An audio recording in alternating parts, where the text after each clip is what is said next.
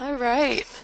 Good morning, everyone, and welcome to today's Document Heritage and Preservation Services for New York webinar, which is on emergency planning and preparedness, an introduction to basics. We've got a really great group today, pretty large group. Please feel free to use the question box on the side to send questions you might have as we go along. With this system, we don't have an online participatory chat, so you won't necessarily see the questions that you post, but we will be receiving them here. And I'll probably be responding to some of the questions as I go along and holding on to others till the end. Jason, the DHPSNY communications assistant, will be helping me with fielding questions and any sort of technical difficulties that may arise during the program. And also, just so you are aware, the presentation is being recorded and will be available on our website sometime next week.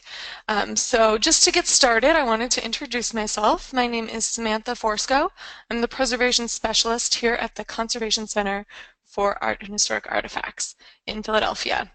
And this topic of emergency preparedness is one that's really near and dear to my heart. I grew up in Alaska, where preparedness is kind of a way of life. And I also have lived on the West Coast for most of my adulthood. So again, we're sort of always ready over there. The big earthquake could happen at any minute. So people sort of always have that mindset. And I know you're probably thinking, that sounds terrible. How could you just be like constantly thinking about a disaster happening? But I actually don't think that's the case. I feel like the more you're prepared, you can actually feel, a whole lot better about these things. It's kind of like giving yourself control in some uncontrollable situations. So I've always been sort of interested in that, and needless to say, when I found the intersection of emergency preparedness and cultural institutions, it was like I'd found my calling. So very exciting. And I've been working here at the Conservation Center for a little bit over a year, and one big project that I was hired on for was to help improve emergency preparedness and response for cultural institutions across the state of Pennsylvania. So doing some big statewide planning, and that has been, loads of fun for me.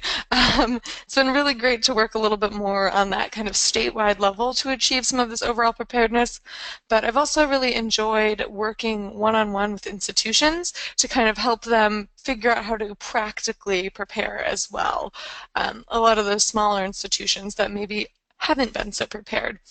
And I've learned a lot from these institutions on some of those practical preparedness measures that I'm really hoping to pass along to you today. This is a really big topic, emergency preparedness. It's difficult to condense down into 1 hour-and-a-half long session. So I'm going to be starting a lot of topics here and just sort of touching on them briefly, not diving in with as much detail as they probably deserve and I would like to do. I've taught actually multiple day-long workshops on a lot of this material, so this is certainly not comprehensive. Because of this, I wanted to kind of give you guys a little bit more information to take home with you. So I've included a resource link in the handouts tab, which you might see there's out to the right side of your screen, I think is how it shows up for you guys. There's 3 resources there. There's a link, a web page link, and then 2 different versions of the Pocket Response Plan. We'll be going over those sort of in detail at a later point in the webinar, so you might want to download them now to have them kind of ready. With the resource link page, I'm going to be kind of touching on a lot of topics and then kind of giving you more places to go check out on the internet. So you might also want to download that so you can note which websites you want to check out in more detail.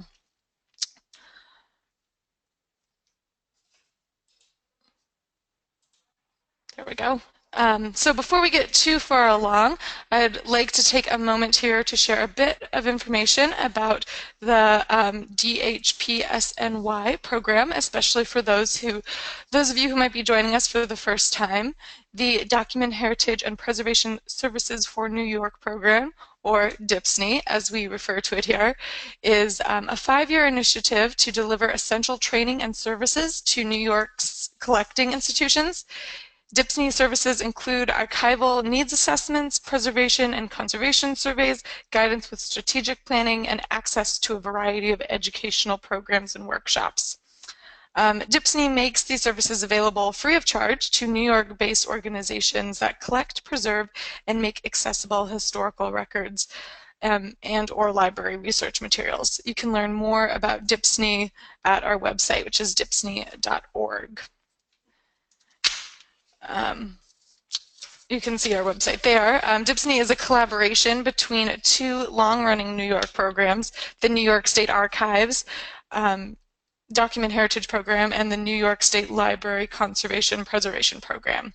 It was established in 2016 by the New York State Education Department's Office of Cultural Education to ensure consistent and comprehensive services to the vast network of organizations that safeguard New York's records and make them accessible. So, now, because we do have so much to cover here on emergency preparedness in such a short amount of time, let's jump right in. I wanted to begin actually by congratulating you all by taking this possibly first step in emergency planning and attending this webinar. But I do want to be clear, though emergency planning might have a first step, there's really not a last step.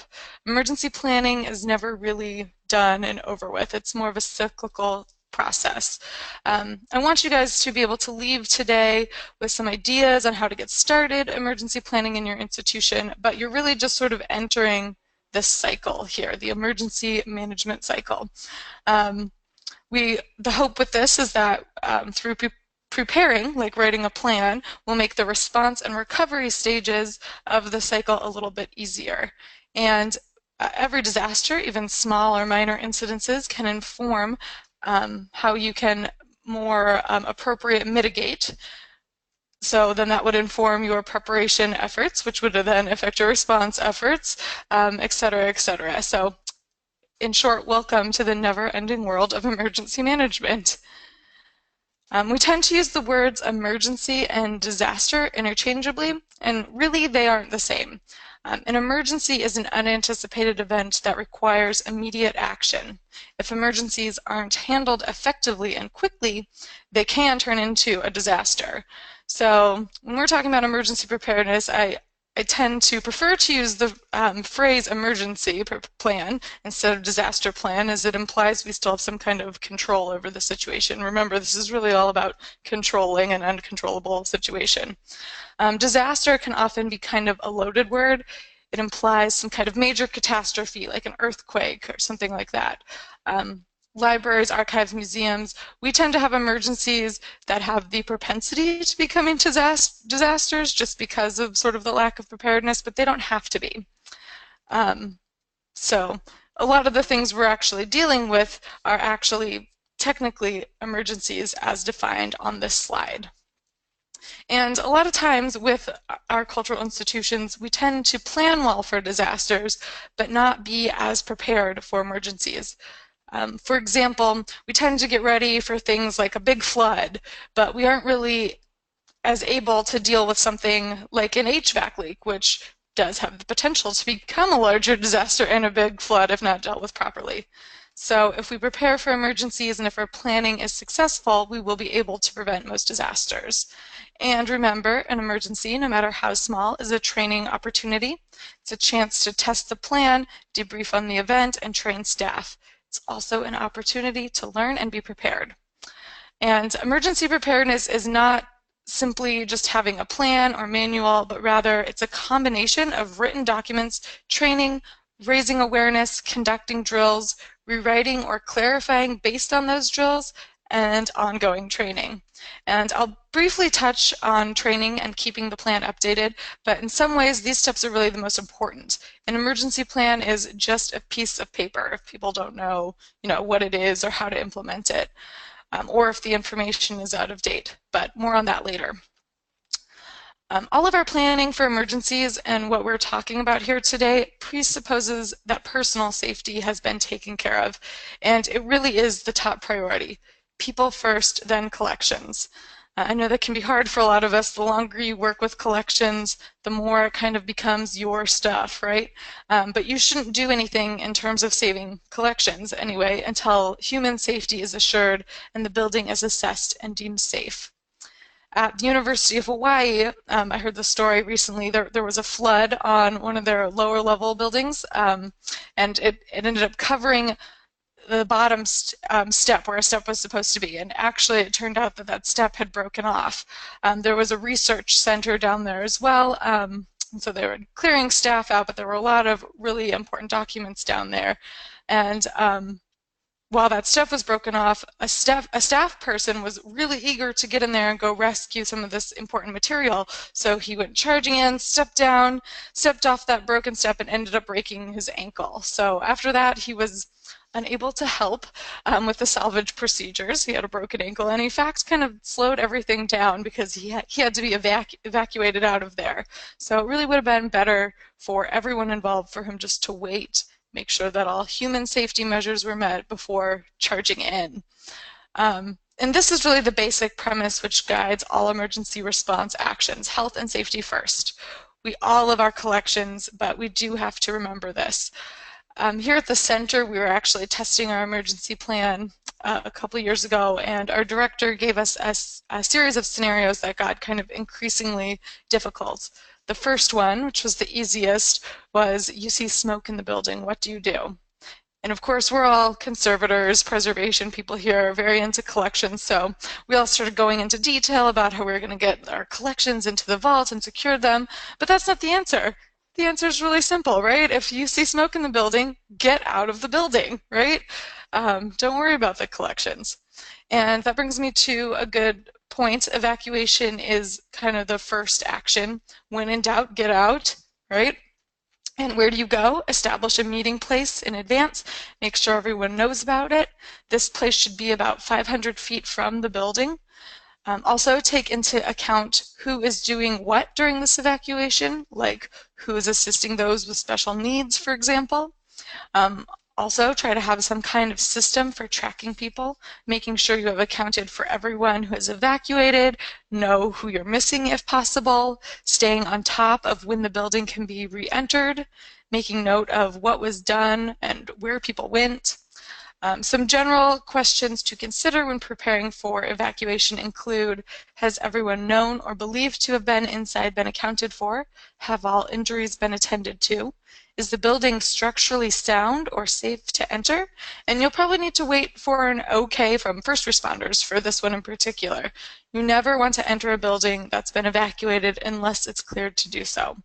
This is especially critical in fire situations, as you're not only unsure of unstable areas, but also what kind of chemicals have been exposed, like asbestos, for example. It's also important that even after this initial evacuation, that workers are protected during the recovery and salvage phases when they're going back in. The slide here that I have shows very minimal protection: gloves, masks, goggles, light sources, walkie-talkies, and probably the most important thing here is there's 2 of them, right? So never enter a damaged building alone. Always send people in groups of at least 2. Use the buddy system and let people know where you're going. Always consider the building and collections guilty until proven innocent. Assume everything is broken, the electricity is on, it's ready to electrocute you, there's a gas leak, it's ready to explode. Just always assume the worst and take all precautions. I know you're all thinking, hey, I thought this was supposed to be about collections, and we will get there, but I just wanted to take a minute to kind of go over some of these human safety aspects before we kind of start getting into some of those details. So let's talk about the kind of disasters that we're talking about today. There are basically two different types of disasters: man-made and natural, and either or both can happen to you. Natural disasters depend a lot on your region and location. Fire can be both natural, as in lightning or wildfires, and human caused, like electrical or vandalism. Mudslide as well as flooding can be a result from heavy rains, for example, but flooding can also be the result of human, like a HVAC leak. And of course, there's the possibility of snowstorms and ice storms. We're in New York, so we're familiar with those. Man-made disasters are a bit more universal. Really, everyone is pretty susceptible to them. A lot of times people will tell me, we're in a really safe place for natural disasters, but that doesn't mean that you don't have the possibility for these man-made disasters. A lot of times they are the result of bringing in new threats like construction in or around the building or landscaping, which can have topography changes, can bring in new flows of water. Having chemicals on site, perhaps like a conservation lab, or oftentimes during construction, there are new chemicals on site. Something like 80% plus of emergencies and disasters affecting cultural institutions happen when construction is going on in or around the building. So if you are in any of those sort of situations, this is when you really need to take extra care to make sure that everything is in place and your plan is up to date. No matter how low your risk might be to natural disasters, we all run a pretty high risk from human-caused disasters. The most common culprit in all disasters is water damage. I always say almost all emergencies end up as water emergencies. So that's kind of a good place to start. Natural water disasters, plumbing problems, leaky roofs, fire hoses, sprinkler discharge, condensation, sewage backup, all of those are considered water disasters. And water requires prompt and effective action. So it's one that we really need to be prepared for.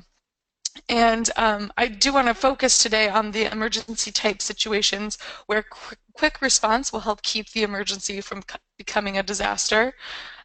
Water disasters are a prime example of that. If you don't get to them quickly, you can easily get mold, which can really quickly get out of hand. So something to keep in mind. All staff should understand their role to promptly and effectively respond to things like unusual smells, overloaded or overheated equipment, unusual behaviors by users. Another reason why staff training is so important. So I just want you guys to all sort of take a minute here. I know we don't have an active chat box, so you can just do this in your head. Think about what kind of disasters your institution is the most susceptible to. Are you looking at more natural disasters, more man-made disasters? What are your kind of biggest concerns? Maybe jot them down for yourself. And even doing that, just sort of thinking about these disasters that you're most susceptible to, writing them down, it's a good starting point for risk assessment. And risk assessment is a really important preliminary step to emergency planning. It's where I recommend everyone begins. Risk assessment is the systematic process in which you examine issues. That can be hurricanes or leaky roofs, those kind of issues, and then determine a kind of game plan. I know you're all here today, probably because you are interested specifically in cultural materials and cultural institutions, but really this sort of risk assessment methodology is applicable to a wide range of organizations and issues. The ideal outcome of a risk assessment is to come up with methods to mitigate. Mitigate means make less severe the risks that you identify. And honestly, a lot of this is really common sense. So for example, we have this picture off to the side here. What kind of risks do you see in the photo there? I'll just name some of them off. There's objects sitting directly on the floor. There's those two vases there that aren't even in boxes, just directly on the floor back there. The hallway is pretty crowded. Something you can't tell from this photo is, though there's a fire extinguisher, which is great, there's actually a gate that closes right in front of it and it locks. And the key to the lock is in a totally different area of this building. So those, you can see some are potential issues. Some the issues are bigger than others. So sort of identifying our risks first. And then the next step in the risk assessment is analyzing them and figuring out what some mitigation methods are. So in this particular example, can raise objects off the floor, maybe move them to another location, put objects in primary enclosures and relocate them. Some of that isn't as easy as that, right? We don't know the whole situation, what kind of space is available, how much funding is around for supplies. And it can get kind of tricky when you're starting to think about other factors like the fire extinguisher, right? Is it more of a risk to keep the gate unlocked, or is it more of a risk to not have access to that fire extinguisher. So is it simple as getting another fire extinguisher to put on the other side of the gate? Those are kind of the thought process we have to go through to think about these situations critically and go through the process of risk assessment. So who should be involved in a risk assessment? And really, the more the merrier to a certain extent, right? It's important to have input from all sides of your organization and all employees. The collection staff may have a very different view of what kind of the biggest risks are to your organization than the education staff, for example. But all of the concerns do need to be analyzed and either mitigated or planned for. Facilities and security staff are always really important to involve in this process. Again, they offer a very unique perspective that might be different from an archivist or a curator. It's also really great to get your local first responders involved at some point. They can often provide a different point of view on the situation and get you thinking about issues that you hadn't really considered before. They can also let you know exactly what they're planning on doing if there is a disaster at your site. And this is important to know how they respond to the disaster, because that could be a huge factor in your recovery. If the fire department, for example, is responding to a fire, are they going to spray everything with water? Or is it going to be some kind of pink goo chemical, right? Water will be a lot easier to deal with than pink goo, so you'll need to let them know that ahead of time so that you can mitigate the pink goo risk. I was doing a risk assessment once for a historic house museum a while back, and they were telling me they went on a tour with their local fire department, and the fire chief was telling them, well, if you guys had a fire in here, we'd break down this wall and that wall, and the site was like, wait, stop. If you're going to start breaking down walls of our historic home, you might as well just let the whole place burn up. We can't have a historic house museum without the house. So instead, the fire department installed a Knox box on the outside of the house, which has keys to the historic home in it, so that in the event of a fire, the fire department can get into the building without breaking down any walls. So, this may not be exactly the way the fire department works in your area, and this might not be, your exact situation, but I tell that story to illustrate that fire departments and police sometimes have sort of different mitigation measures that you maybe wouldn't have thought of right away, and they might have a little bit of insight. So I definitely recommend getting in touch with them. One suggestion I always make is doing an annual walkthrough with your fire department. You can, of course, they can help you brainstorm some of these mitigation methods, but you can also, at this point out to them kind of where your most valuable materials might be. If they know, for example, that all your fiction books are totally replaceable, but you have a whole vault that's full of rare books that are not replaceable, then they know where to focus their efforts. If they're responding to, say, a fire, you can let kind of the fiction section burn, but save the vault. So it can be really helpful to have them be familiar ahead of time. I know also storage can be a giant maze in the bottom of museums and archives, so it's really helpful for them to know where they're going ahead of time. The fourth person on there that I have is an outside assessor. It's really helpful to get a fresh set of eyes on your situation from an outside expert. This is where an organization like the Conservation Center can come in handy. I conduct risk assessments for institutions as part of my position. There are other organizations and even private consultants that do similar work. But outside assessors are really familiar with collections, can help you sort of spot risks that you might pass over because you're used to seeing them. So they can really bring in a helpful perspective. They can also help kind of write up information that you might not have the staff availability to do. So let's talk about actually conducting that risk assessment. And there are a number of ways that you can think about risks. I find that it's often helpful to divide potential risks into categories. And I started off kind of just simply here with these two broad main categories that risks can fall into: location and facilities. Of course, there's many other ways you can do this. There's subcategories, all sorts of other ways you can divide up risk. But if you're not sure where to start, this is kind of one suggestion that might make it so you can keep things simple. Risks that might be associated with location could include, the obvious weather events, hurricanes, etc., or it could be something less obvious. For example, if you're located right next to a college campus, you might be at greater risk for vandalism with, having rowdy college kids around or something like that. Risks based on facilities are often more maintenance issues like leaky roofs or faulty electric wiring.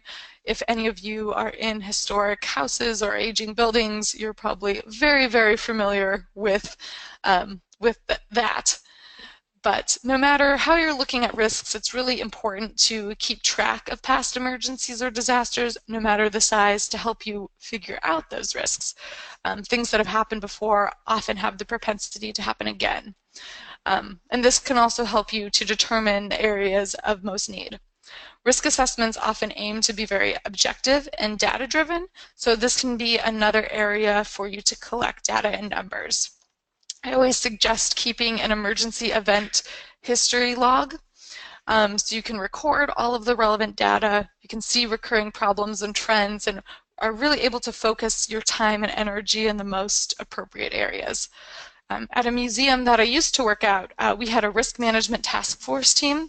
We'd meet once a month to discuss all incidences that happened on campus. The incidences would range from, a burst pipe in the bathroom that leaked into a storeroom to how many times our security officers had to tell patrons to get off of the outdoor sculptures. For that particular situation, we had divided our risks into departments. So there was the security, collections, facilities, etc.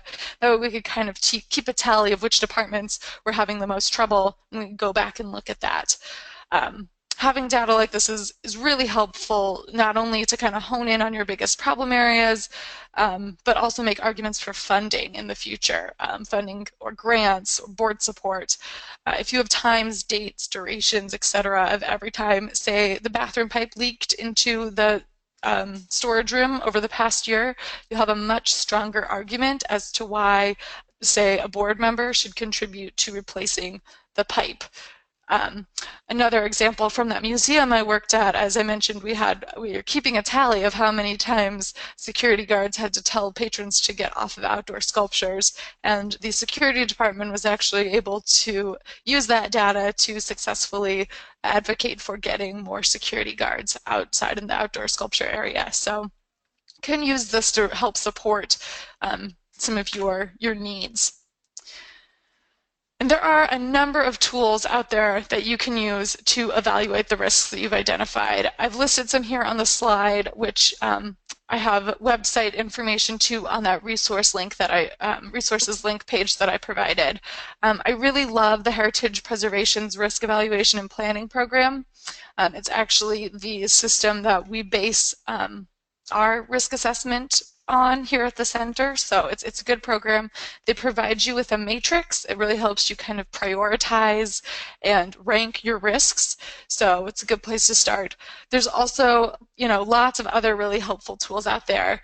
The UC Library Risk Management tool has a number of different templates and calculators that you can use to evaluate risks, and it also doesn't just focus on collection and preservation risks. As I mentioned before, this methodology can be used for a lot of different purposes. That one in particular has some information on how to determine if this program is worth the risk, or budgetary things. Similarly, the Nonprofit Risk Management Center has resources that kind of walk you through some of these basics in a very easy way, and is again applicable to a lot of different areas. So definitely check out those resources for more on risk assessment. So you've identified your risks, you've ranked or rated them, and now what? So ideally, as I mentioned before, you'll want to eliminate or reduce the risks as much as possible. And this may mean building archival enclosures or lifting objects up off the floor. But what do you do for risks that can't be eliminated or reduced? You prepare, right? And you may not have the funds to replace that leaky roof entirely, but you can be prepared by keeping leak supplies on hand. You might not be able to predict when a vandal is going to cause a fire, but you can make sure that you have a fire suppression system that's working and/or good communication with the fire department. And most importantly, you should have a plan to address these situations should they arise. Again, you might not be able to control an incident or emergency from happening, but you can be prepared and control the response to it. So let's talk about making that emergency plan. My big suggestion is to take a phased approach. Tackle it in sections. For example, just have your goal for this month be updating the phone list, something small, a little bite-sized chunk. Then you can move on to your next task. Make sure you're setting realistic goals. You want this to be an empowering experience rather than a discouraging experience. Making a timeline is really important, but again, make sure you're giving yourself plenty of time to do things. For example, negotiating collections priorities can take a long time. I've seen it take 5 years plus in some institutions. So make sure you're giving yourself ample time for that task. And don't let that slow sort of other timelines down. Just because you're working on setting your collections priorities doesn't mean you can't also be updating that phone list or vendor contact list. Make sure your plan is clear and reliable. A detailed plan does not mean a long plan. You want to make sure you're being concise but thorough. And most importantly, review it at least annually, especially with contacts and phone number sections. I'll give you some suggestions on how to keep the plan up to date a little bit later, but one good way to sort of remember is May Day, which is May 1st, and also May Day for SOS, right? It's a day, spring day, a good reminder to maybe go through and just update your contact section. And I'll talk a little bit more about this in more detail, but I also really like working with colleagues on this endeavor. I know the DHPSNY project is striving to help connect people, so I think this is a good resource and way for you to use your resources as in your colleagues that are in the area. It's really important to not be in a vacuum. You want to hear what other people are doing and figure out how you can work together. Check out the Alliance for Response webpage. I have a link here to it. It's also on your resource sheet. But the Alliance for Response initiative aims to link emergency response people with cultural institutions regionally to help improve emergency response and preparedness. So see if there's already a network in your area that you can become a part of. There are 2 networks in New York State. There's one in the Capital Region and one in New York City. So those are both really active networks you could get involved with. You can find more information on those networks on the website as in who to contact and that. And if there isn't anyone or isn't a network in your region, you can also learn about how to make one on that website. More on that later. But don't work in a vacuum is the main point there. Ultimately, you do need to come up with a formal written emergency plan for your institution. Written is really key. When you're in a disaster, your brain is functioning at something like 20%. So having things written down, even if it seems like it's really sort of common knowledge that you're never going to forget, it's really important to have it written down so that you're not having to remember last minute what do you do in these situations, where are the fire extinguishers, that kind of thing. And there's lots of different formats that your plan can take. I've seen people do it entirely online.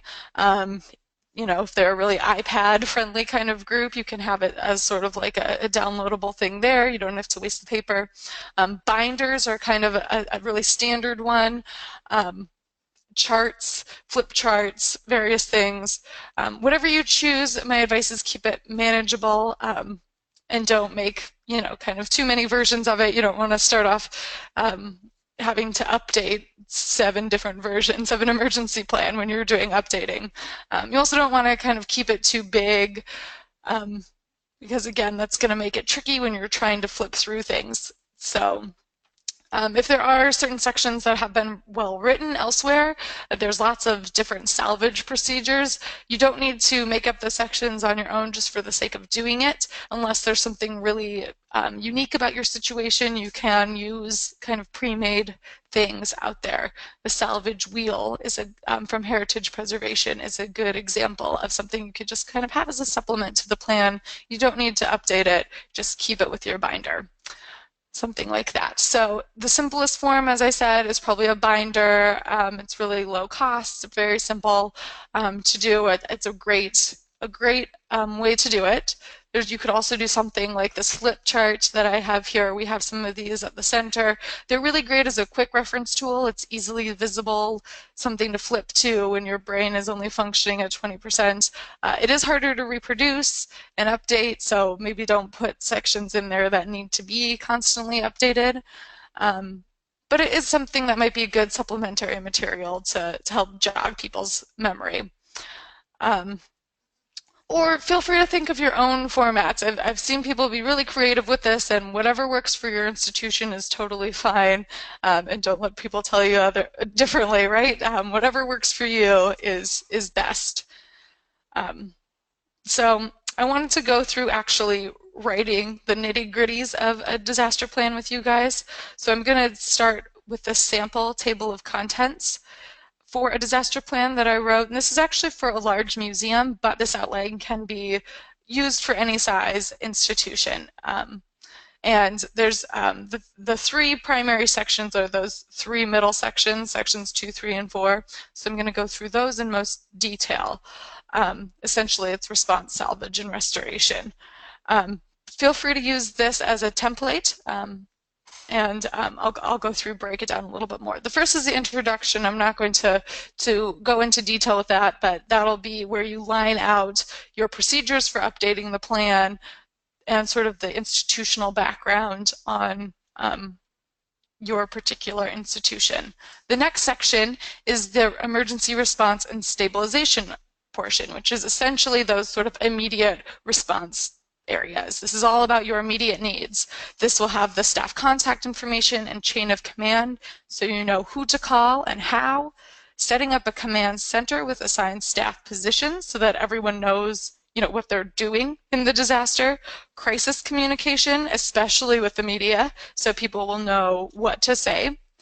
That middle section there, the emergency situation and responses, this is the part that really does need to be a little bit more tailored for your institution. Will be based on your risk assessment. Whatever sort of, if you think hurricanes are your biggest risk, that might be number one. This particular institution has decided on this as their biggest 7 risks, and you don't necessarily have to have 7. You can have more or less, depending on your risk assessment again. And then lastly, there's the incident stabilization section there that goes into details how to stop sort of damage from going any further in those immediate response. The next section is on salvage, so a little bit more in detail about what to do with specific items. This again assumes that all of your people issues are taken care of, and now you can just focus on the salvage part. The building has been cleared for entry, all of that. That will be in your first section, that emergency response section I just talked about. But now onto the salvage. There's damage assessment. There are lots of available guides to this on the internet, but sort of figuring out what is damaged.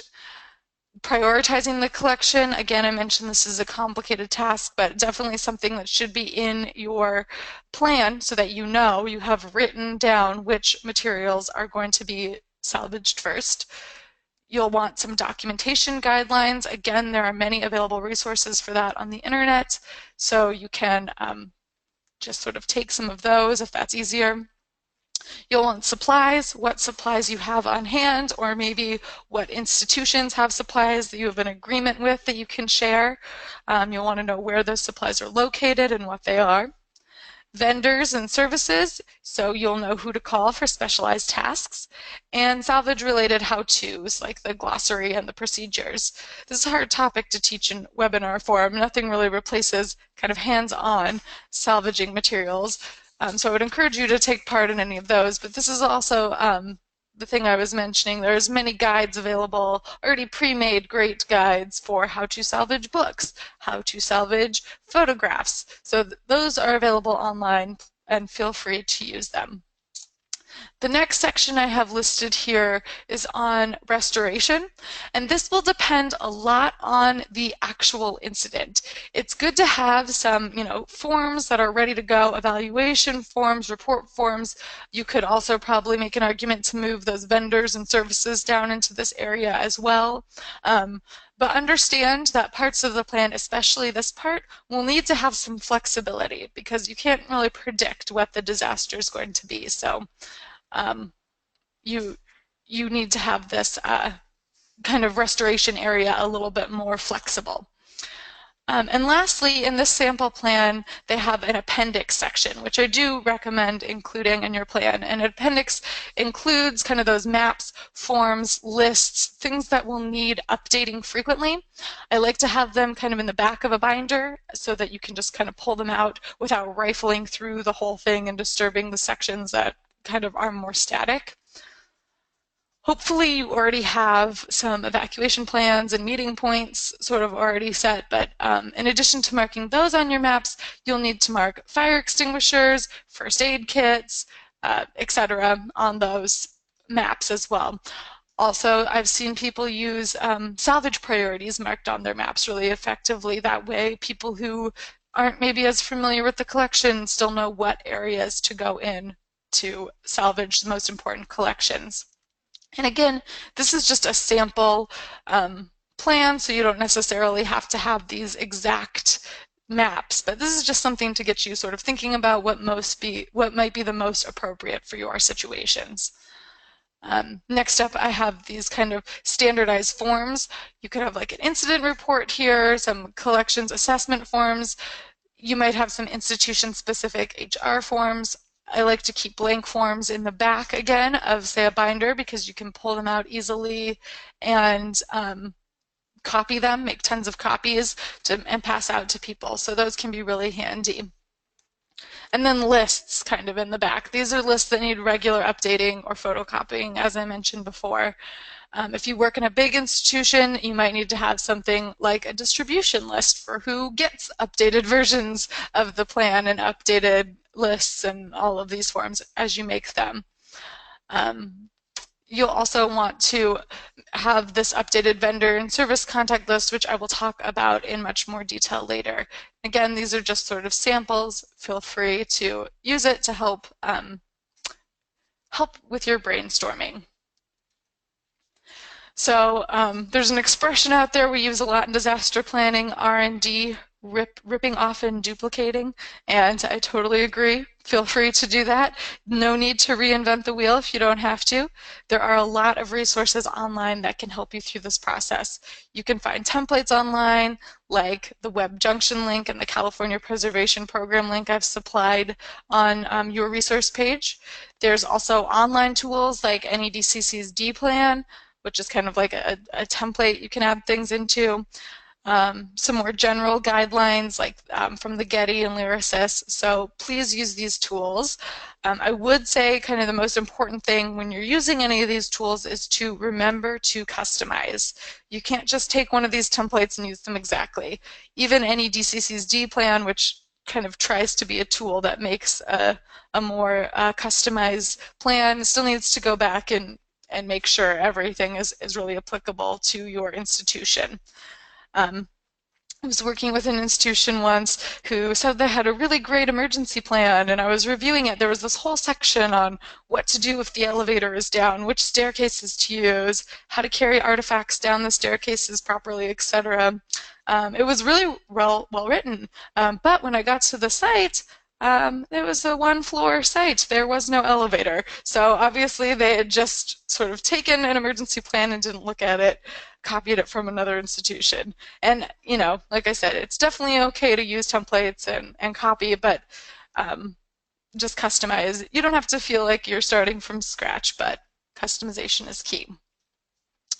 I want to take a look here for the next part of our webinar and take a look at the pocket response plan. So hopefully you were able to download those from the handout section already. It might be nice to follow along with that at this point. It's a really, really great resource, and it's a great beginning step to writing a disaster plan. The Council of State Archivists developed the PREP, with a pocket response plan a few years back. It's meant to be really easily adaptable and just sort of include that most critical information. You can adapt it, drop in floor plans, really make it your own, but it has built-in sections for various contact information to be added and some suggestions for immediate action steps. You can add and take away sections as you see fit, what makes the most sense for your institution, but it's a great tool and ensures that your staff has kind of the most essential information within the first 24 hours at all times. But it is meant to be a complement. It is not meant to replace an emergency plan. I do like it as a first step because it kind of gets you thinking about these different sections and gives you some ideas for how to expand upon things, and it's kind of like a bite-sized thing to start with. So let's go through it a little bit more. They can fold up accordion style. They fit about anywhere. The Council of State Archives website has these little tie-back envelopes that you can buy. I think it's a 10-pack for $5, but you'd have to double check on their website. You can also, just keep it in your wallet or slip them in your ID badge holder, whatever makes sense. This woman, highlighted the stuff that she might need, slips it in her ID badge holder so that she can have it with her at all times.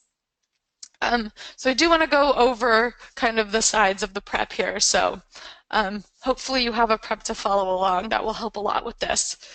The front side of the prep, side A, deals with communications. There's the institutional context section, and use these versions as a guide for thinking about the people or groups of people in your institutions that will need to be contacted. Of course, delete entries that don't make sense, add those that do. You can combine as well. For example, if the facilities person and the security person are really the same person, make that one entry. Notice the multiple modes of contact that are included for reaching key people. The more responsibility the person has, the more important it is to contact them, and the more ways you need to reach them. Put the most specific numbers you can. Don't use letters. Make sure extensions are clear. And you might need to have a home email in addition to home phone numbers as well. So again, making sure that you have all contact information. So also keep in mind who is there after hours. Is it just a student at the front desk? You will need to have a plan that will work for them as well. This might mean you might need a couple of versions of the plan. On this side, there's also the disaster team section. This needs to be at least 4 people at a minimum. 6 to 8 is really better. And I know a lot of you are in small institutions, so if you don't have that many people on staff, perhaps you could see about partnering up with a neighbor institution or using those Alliance for Response networks, as I mentioned before. One thing you don't want to put on the prep is confidential information like PINs or passwords, anything like that. You do want information about your utilities and letting those contractors know that they're on the list. Make sure that you include 24 hours for your gas, water, and electric companies. As I mentioned before, you might need to make 2 versions of the prep, one for your senior staff and one for those interns at the front desk. You maybe don't want your interns calling the gas company, right? So they have to call the supervisor instead. It's an extra step that I know can be sort of tedious, but it's important. There's also first responder information on the prep. Make sure you know how your phone works. Can you just dial 911 or do you have to dial 9 first? So it's 911. Maybe at your institution you're supposed to call facilities or security first. Figure all of that out now.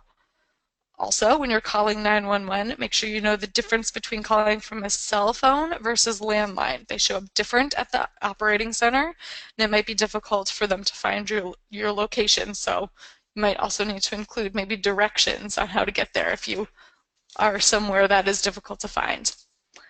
For emergency recovery services, I've actually got you started for some of them. There's more information on that resource page as well, but here are some vendors that I think are really important for you to consider when you're putting together contact informations on the prep and in your emergency plan. The AIC's website, Find a Conservator, is really helpful to have a conservator on hand. You can search by disaster recovery services, specialty, zip code. So you know, if you have a lot of books in your collection, you might want to have a book conservator on that list. But once you find one, you want to make sure that you tell them that you're adding them to the list and making sure that's okay. There's the National Heritage Responders. This was formerly the AIC CERT team. They rebranded, I think, last year. But these guys could come in later to help with assessment and recovery. They aren't there for immediate response, but if you do have a very large disaster, this will be really helpful in that recovery phase. Similarly, at the Conservation Center, we can help with kind of the same, not immediate response, but afterwards can come in and help figure it out. You'll also want to check out our website in general. We have a lot of great resources. One thing in particular that I would like to point you to is the National Resource Guide for more suggestions on companies and organizations that might be located closer to you. It's a great way to find things like freezers, for instance. You do want to locate a freezer. We have one at CCAHA, which I know is kind of far away, but if you're on a college campus, you might have access to one. Freezing is really important. It buys time. So take a look at that National Resource Guide and see what other companies might be applicable to you. There's also national response companies like Belfor. They'll do just about all recovery services as well. They can be pricey, so it's important to talk to them ahead of time and establish relationships so that you can figure out what they can do when it would be most appropriate to call them in. Services like ServPro or Stanley Steamer, those are kind of okay companies to use maybe for your more public areas, but not for your collections area. So maybe you can figure out Belfor does the collections area, Stanley Steamer does your public area. Mold testing labs are also important to have. As I mentioned, water emergencies all over the place, so you'll want to make sure you're not getting any mold. MLab is kind of a big national company. They might have a branch that's near you. There might be someone else who's more local, but good place to start. So please do some research on these emergency services. Flipping back to that communication side, there's regional contacts and other contacts, which you could interpret in a number of ways. You could list things like your state archivist or other agencies that might help out in a disaster, or other institutions that are close by, people that are in your Alliance for Response. Again, make sure that they know that they're going on your contact list and that they are, actually going to be able to help you. You don't want to list something like the state archives if they're not able to actually come in and do anything. You can use that space in a different way if they are not actually going to be helpful. Lastly, COSA puts the phone tree on side B. I personally like to move it to side A. It just makes more sense to me as a contact thing. But it is really critical to have an up-to-date staff list with volunteers, interns, student employees for making immediate contact in the event of an emergency. If you have a large staff, the whole list won't fit here, so you might just list, HR or supervisors. Another thing is to make sure people understand how the phone tree works. You might want to do some training on just phone trees. Flipping to the back side of the prep, this deals with actions, and this template gives you kind of a basic checklist for each of the categories, and I like to use this as, kind of beginning that middle section of the emergency response plan too. You can expand on these sections. I also, if you see on the CCAHA version, I've added a water response checklist, since I'm kind of a broken record on this now, right? A lot of disasters are water disasters, so I think it's a good thing to have handy. The first column of the prep deals with those immediate response actions. This is information you might want to have posted next to a phone, for example. When you are in that process of immediate response, it can be helpful to start compiling an initial situation report. You may want to add information about how to compile one of those to your prep as well. These questions will help you communicating needs as well as reporting to emergency responders. recording a chronology of events and documenting decisions is really important for the overall management of the event, and can be really key for continuity when you're shifting to maybe someone else leading. Security is listed as one of those first priorities in the assessment column, which is the next section. You'll want to secure the building to prevent unauthorized entry and exit. It's very important. You might need to prevent people from going back in to the building if it hasn't been cleared, so think about that ahead of time. You probably will have staff members or students that want to retrieve personal items and they won't be able to, so make sure you talk about that. Set up a perimeter around the building or have staff manning each access point. And now with that assessment portion, you'll want to go slow to the extent possible when you're actually looking at the damaged materials. The time that you spend here will determine how well the rest of your response and recovery goes. So assessment is one of those things where slow and steady wins the race. Collection salvage is lumped into that assessment portion on the general prep, but it's something you might want to separate out and elaborate on. Something else I like to add is collections priorities, using the results of your assessment and priority of damaged collections to guide your can be used to help guide your collection salvage efforts. And think ahead about what staff is capable of, who else you can call in if you need relief. Mutual aid agreements, assistance from networks can be really beneficial. I have communication there listed as well. Establishing communication is key, especially with the media. You can't ignore them. They'll be there getting the story from someone whether you want it or not. So make sure to take control of the situation and accommodate them. Provide information even if it's vague.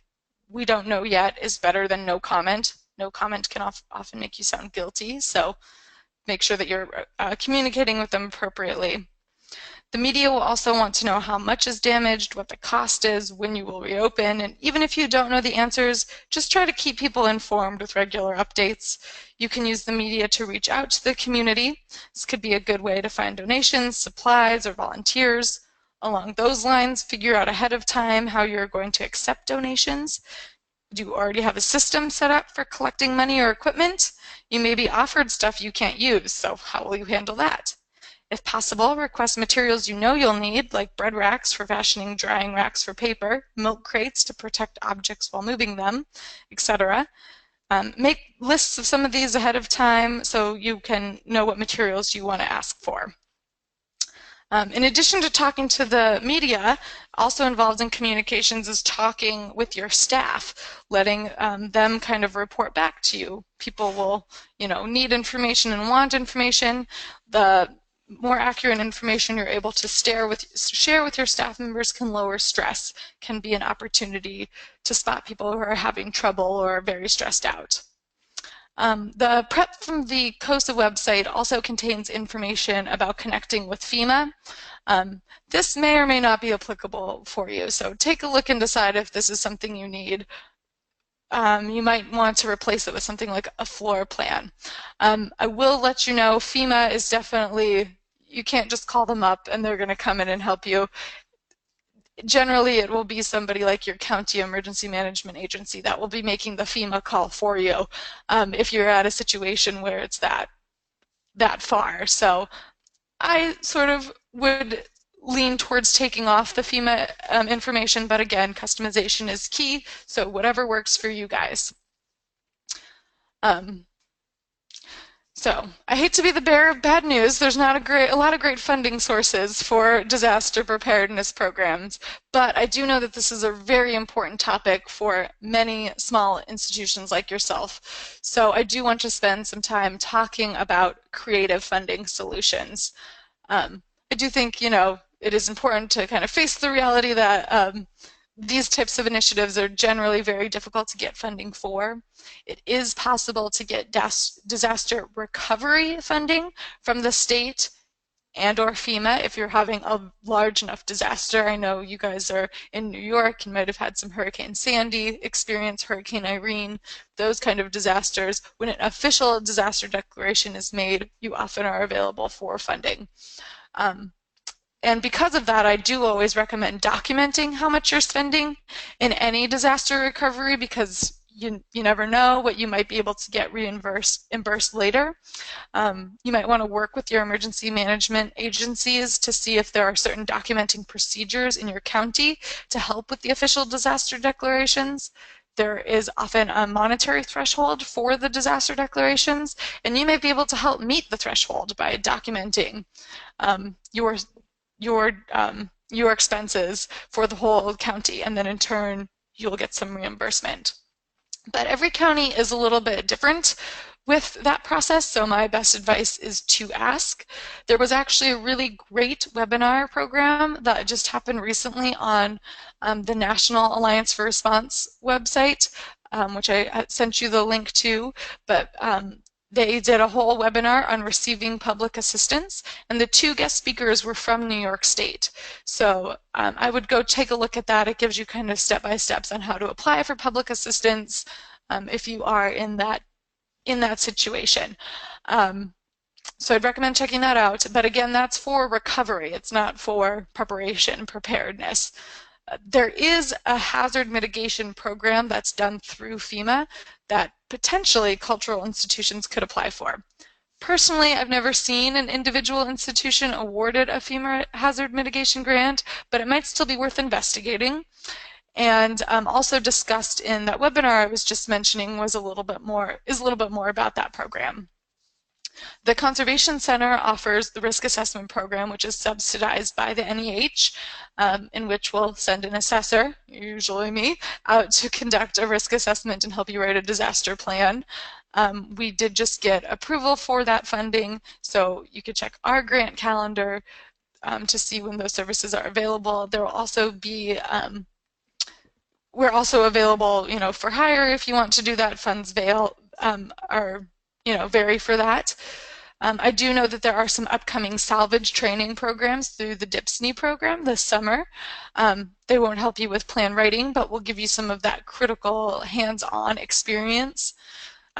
You'll be getting more information about that a little bit later. But 2 kind of realistic options I want to spend some time looking a little bit more closely at are working collaboratively with regional Alliance for Response networks to help share costs, and the NEH's Preservation Assistance grants. So Alliance for Response, or AFR, began in 2003 as a project from Heritage Preservation. The original initiative intended to launch a series of one-day forums designed to link key cultural heritage and emergency response representatives, leading to new partnerships and local projects. The aim of AFR was, and still is, to foster communication among cultural organizations, influence local planning efforts, and enhance the protection of cultural and historic resources. So this may not seem super apparent how this could affect funding, but through an initiative such as this, resources, including money, supplies, other infrastructure systems, can be shared. I've listed some examples here of how networks like these can be leveraged to sort of help all institutions involved. There are many more examples. The project is growing. Networks are getting more and more creative nationwide. So as soon as I make this list, it's out of date, but I'll go through it for now. Atlanta established a local listserv that includes emergency responders. They share information and resources, ask questions, participate in first responder training through this listserv. Boston was awarded one of those hazard mitigation grants from FEMA to provide training at the community level. As I mentioned, I have not seen this grant awarded to individual institutions, but perhaps by banding together, it might be possible to get this grant to do some sort of larger community-wide training. The Galveston-Houston Network sponsored a disaster plan webinar and ICS training. Many institutions were able to chip in so that the training events were made available and more affordable to everyone. Raleigh manages a disaster response hotline for cultural institutions in the Triangle area. We have something similar to that here in Pennsylvania, a trained group of responders who can go out and help institutions in need if they call our hotline. New York City also has a great responder hotline as well. Seattle has adopted mutual aid agreements. All local institutions that join are expected to have a disaster plan, and this way they can help each other in need, and they help each other writing plans and figuring all of that out. Denver, in partnership with the Colorado Office of Emergency Management, help to identify and alert cultural institutions in the path of wildfires. So they have kind of this like calling phone tree. And Pittsburgh, and actually all of the Alliance for Response networks here in Pennsylvania, have put together a shared disaster supply cache so that members can have access to supplies if needed in an emergency. So there might not be a lot of funding out there, but there are ways to work together collaboratively to share some of the burden, and I would really encourage doing that, especially with this network that is already being established through DHPSNY. One of the few funding services that actually, give you actual cash money is the NEH's PAG program. Preservation Assistance Grants help small and mid-sized institutions such as libraries, museums, historical societies, archival repositories, etc., improve their ability to preserve and care for their significant humanities collections. Improving disaster preparedness greatly improves your ability to preserve and care for the collections, so this can definitely be used to fund some related activities. The program encourages applications from presidentially designated institutions. So if you qualify as one of those, this will be a really excellent opportunity for you, though others are eligible. And there are many ways in which you can use these funds. The two I wanted to kind of bring up today, we're using it to hire an outside consultant and creating disaster supply caches. I've seen both uses of the PAG program done very effectively in these two ways. Hiring an outside consultant can be helpful during the risk assessment phase of your emergency planning, as I talked about in the beginning of this webinar. You can also hire someone to write the plan for you, which can be really helpful if you don't have dedicated staff to do something like that. As I mentioned before, CCAHA has a risk assessment program, and we do award some grants for that, but if you don't receive one of those awards, we are still eligible to be hired through this PAG award. And of course, there are other institutions or individuals that do this as well. So lots of other options out there. Hiring an outside consultant is a great option if you don't have a particularly large staff, or someone who can be dedicated to completing tasks like this. Generally, getting an outside opinion also is really helpful on identifying those risks. Another really common use for PAG funds are putting together disaster supply kits. The Pittsburgh Alliance for Response group actually got a PAG award to create their shared disaster supply cache, so you could use it in that way, or you could use it for your individual institutions as well. I'm going to kind of use this as my segue into talking a little bit about supplies. Part of your supplies will include templates, inventory control lists, documentation lists, etc., which you can put together for just the cost of printing. But what other materials might you need, especially in terms of salvage? Until you have a disaster, it's kind of hard to estimate the types of materials you might need and how much of them to stock. I have put together some recommended supply lists, which can be found on the CCAHA website link that I provided you. Might be a good place to start. How much to have is another question. You want to shoot to have enough supplies to last for the first 24 hours of a large disaster until more supplies can be shipped, or enough to kind of fully take care of yourself in a small disaster. It's best to have designated disaster supplies. But some things not designated will have to be used in non-disaster times as well, like a wet-dry vac, for example, or fans, something like that. There are ready-made disaster supply kits, such as the React Pack, which you see pictured here.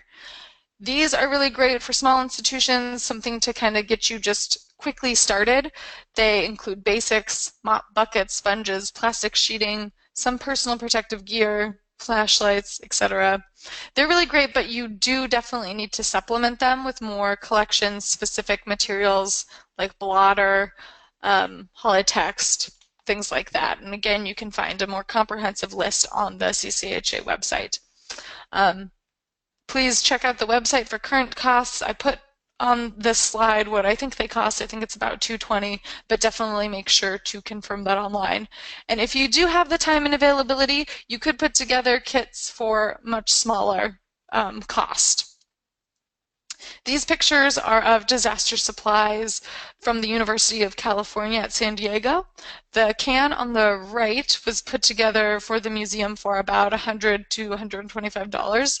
It's on wheels, so you can wheel it to your disaster. They also have multiples of these kits. They're kind of stationed all around the library. They're the red buckets, so you know that they're the disaster supplies.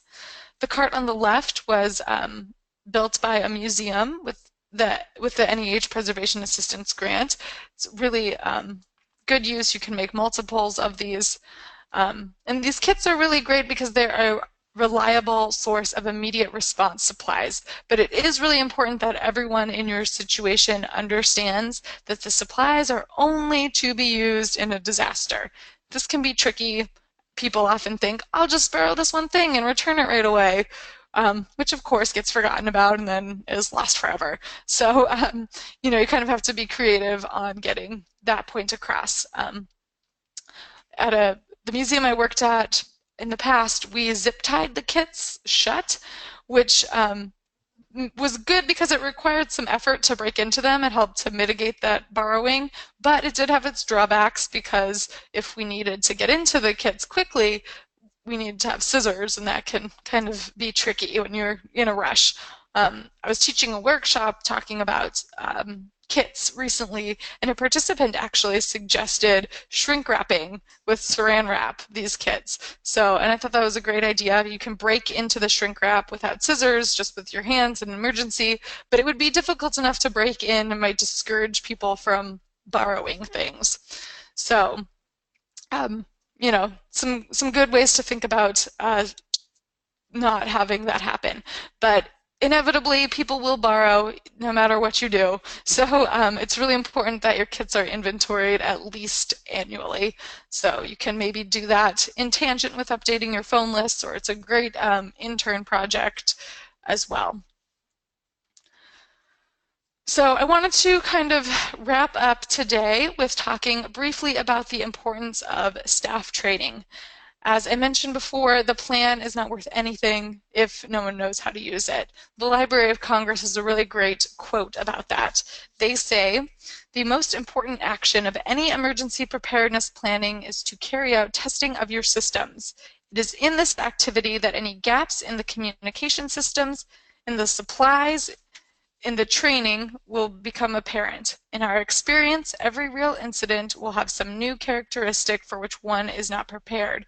But if your planning and testing has been done, there will be a great number of decisions and activities which will go smoothly and speed up the recovery so that everyone can get back to their regular activities in the shortest time possible." So, really highlights the importance of this. You need to exercise your collections response emergency plans just as you need to conduct, regular fire drills, that kind of thing. The point of doing this is to test procedures in order to look for problems and discuss solutions. Often when you're testing the plan, you'll find that things seem like they'd work perfectly on paper, but it's not as feasible in real life. You can spot gaps through practice and find solutions. But while you're spotting these gaps, make sure that you are still teaching success, not failure. If you do find a flaw or a gap in the plan, it's great that you found it during practice and not during the real event, so frame it as a success. Also, there are great opportunities to build confidence within your staff. The idea of going into a disaster situation when you've never done anything like that before can truly be scary, and rightfully so. So giving people a chance to experience that beforehand can be an excellent way to make sure staff is feeling on top of their game if and when they are actually responding to a real disaster. Team building is a really important goal for these exercises. Two types of drills that are most common for cultural institutions are tabletop, which is a discussion-based exercise, and functional, which are hands-on based exercises. Tabletop exercise is a starting point and usually the first exercise attempted. You'll want to bring together the principal players in a particular plan being reviewed, assembling them in a meeting room. A scenario is presented and the group works on the event presented to resolve the crisis. Gaps can be identified and evaluated just through discussion. Functional exercises are practiced less by cultural institutions, but some communities or campuses conduct these higher level exercises and we may want or ask to participate in them.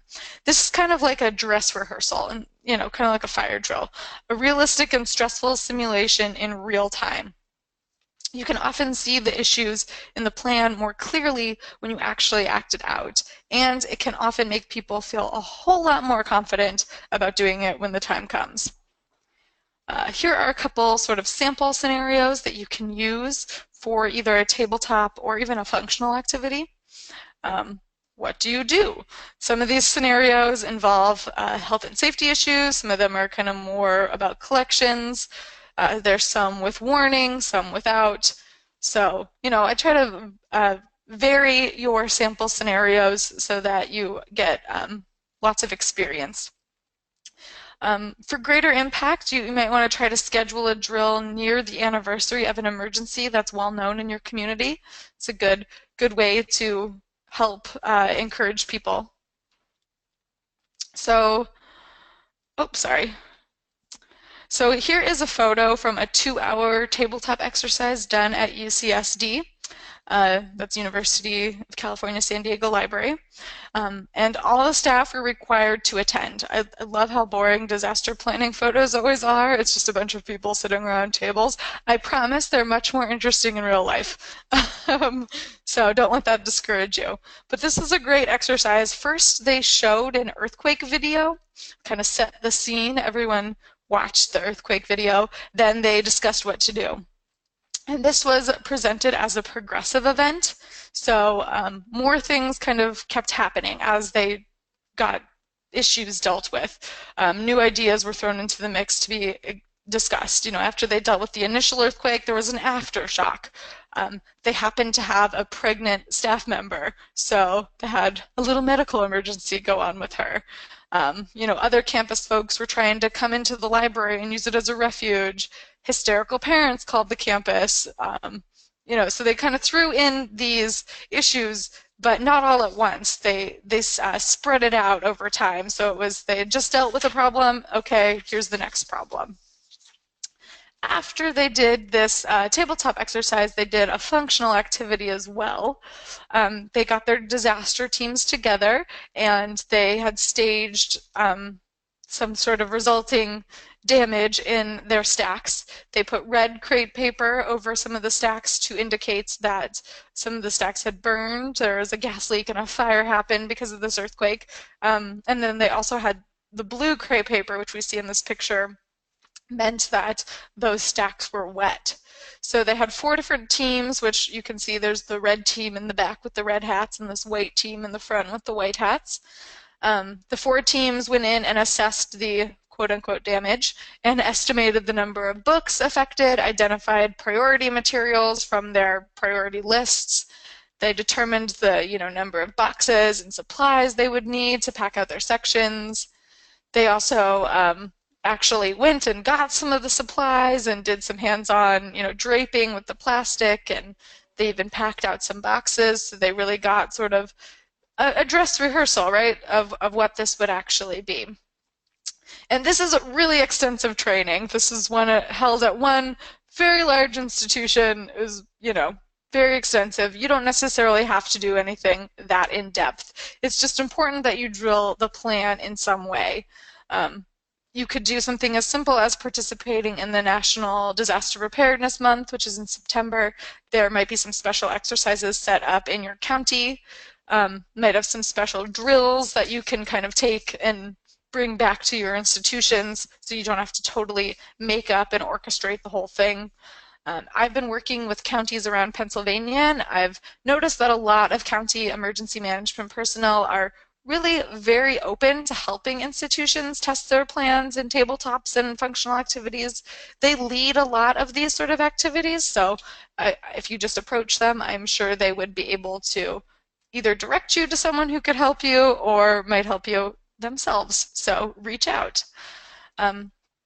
One of the best sort of easy hands-on activities to start with is simple fire extinguisher training. You'll have to check with your local fire department for this one. Sometimes you aren't allowed to really deploy fire extinguishers, but a lot of times the fire departments will have training fire extinguishers that you can use. You could double this up with having them walk through your facility, as we talked about earlier today. You'll also want to provide opportunities for staff members to participate in hands-on salvage training. As I mentioned before, you will have the opportunity this summer to participate in some hands-on salvage through DHPSNY, and I cannot recommend it enough. It's, you know, that hands-on actually fishing water out of paper that you hardly ever get to do unless it's for a bad situation. So take advantage. Whichever staff members you are able to send to that, make sure that they come back and kind of share what they learned at the workshop with everyone else on staff. And if they're feeling super ambitious, maybe they could even do a sample of what you learned. So what are some keys to a good training event? Having administrative support is really critical. Make sure that administrators at your institutions participate in their own exercises as well as one with all staff. You want to make sure that your exercise is designed well and you have a good facilitator. That might mean that you have to bring in someone else, a safety coordinator, training officer, the county emergency management personnel. You might need to bring someone else in.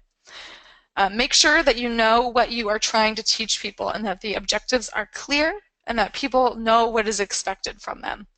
You want the scenario to be realistic. Don't overwhelm them. If you do want to kind of add on those different events, you want to make it a progressively challenging drill, like they did that in that UCSD library example. Make sure you're not dumping everything on at once. It's not the fire, the pregnant lady, and the hysterical parents all at one time. You break it up, take it in stages. I would also recommend holding off on exercising until you actually have an emergency plan that has been distributed and discussed. It can sometimes be frustrating if there are, too many issues that are brought up and things that aren't resolved. So you want your exercise to be a positive experience. You don't want it to defeat and overwhelm. So I would probably wait till you have at least a first draft of your plan. Make sure that everyone is clear on what the instructions are. Tell them how long they can expect to be there, and make sure everyone participates. You want to watch for non-participation and try to determine why. Is that person just being extra thoughtful and taking time before responding, but the rest of the group is going too fast? Or is someone kind of dominating the exercise, others can't get a word in? Or maybe that person who's not participating is just totally overwhelmed. They might not be a good person to have on your disaster team if they're overwhelmed by the training. You'll also want to provide some kind of follow-up. You want to distribute an action list after the exercise with assignments and timeframes for completing. This can be helpful when you're updating the plan. So you'll go through the plan, you'll see which parts are no longer no longer current, relevant. Maybe you moved a collection, for example, so you need to reword part of the plan. You can make that into an action list item with someone and assign it to someone to update that portion of the plan. Again, as you advance through more exercises, they should be realistic and challenging as possible, and should last long enough for the full response to be evaluated and carefully documented. The drill should be instructive and educational for everyone, encouraging confidence in the staff and contributing to the sense of an organized response. However, many aspects will be shown to require improvement. The work really begins in the fine-tuning, development, and plan maintenance. Allow plenty of time for your exercise. I would say a minimum of 2 hours. You might want to run the exercise for 1 hour and then spend an hour discussing. You could assign staff members to observe and evaluate the drill. have a recorder write everything down, tape a session or videotape it maybe. Start low key though until people are comfortable. No one wants to be recorded if they're saying something that maybe would reflect badly on them or shows that they don't really know what is going on. So take that one carefully. Remember, I said this before, but I'll say it again. Drills should teach success, not failure, build confidence, not apprehension. After every emergency, every exercise or real emergency event, it's really important to debrief. Use every emergency, even the practice ones, as a learning experience. Whenever it involves more than a couple of people or requires outside response, sit down as a group and evaluate the effectiveness of the response, improvements, etc. Objectives of debrief are to gather complete and accurate information, objectively assess response, look for areas of improvement, recognize stress, and allow sharing of experiences and personal reactions to the event.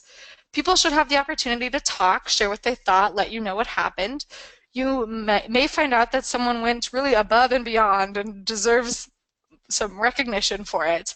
How did personalities and the human factors kind of affect the response? You might need to change roles the next time, or maybe you've determined someone maybe isn't appropriate for the team. It's important to get everyone to share their personal reactions. This is really critical in knowing what the next steps are in terms of updating the plan and keeping it relevant. Learn from every event just as you would learn from every exercise. I also would include keeping maybe a log of these things as well. So a successful disaster plan not only teaches people what to do, but also how to remain calm. And if the plan is good, but not fully bought in by your upper management, then you'll have more work to do. Practice sessions are always good to keep people on board and know what is happening. Remember, an ounce of prevention is worth a pound of cure, which is I think Benjamin Franklin quote here that's very relevant in Pennsylvania, but it is really all too true in disaster prevention. So I think we have about half an hour here left for questions, and I know Jason has been keeping track of some for me, so I will look at those.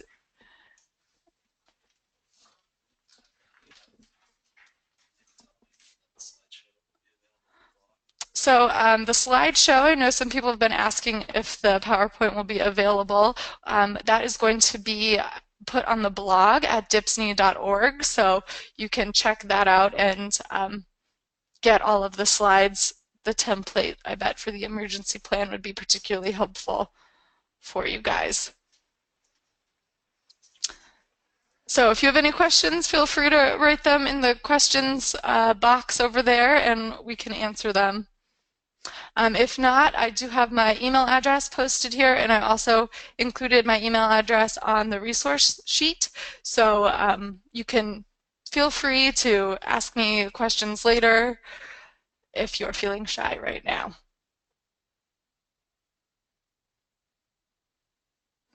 All right, well, it was great talking with everyone today. Hope you have happy disaster planning and training. And thank you for joining us, and stay tuned for the next DHPSNY webinar. Thanks.